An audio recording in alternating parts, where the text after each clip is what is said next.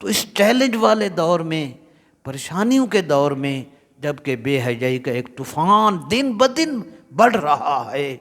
تو مجھے آپ کو اپنا فرض اپنی بچیوں کے ذریعے سے انہیں باپردہ بنانے کے لیے ان کے سروں کو ڈھانپنا ہے، اور رسول اللہ صلی اللہ علیہ وسلم کی اور صحابیات کی سنت کو اختیار کرنا ہے کہ اپنے سر کو ڈھانپ کے رکھنا ہے۔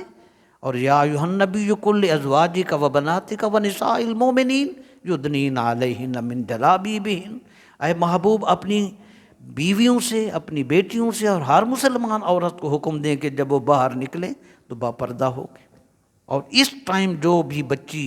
نبی پاک کی سنت پر عمل کرتے ہوئے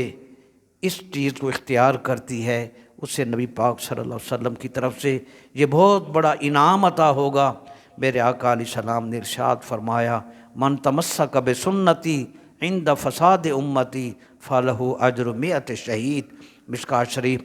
جو خوش نصیب میری امت کا فرد فتنہ فساد کے لمحات اور افراتفری اور دین سے دوری کے لمحات میں مجھ رسول اللہ کی سنت کو مضبوطی سے تھام کر رکھے گا، میری سنت پر مضبوطی سے چلتا رہے گا، اللہ تعالیٰ اسے 100 شہداء کا اجر و ثواب عطا فرمائے۔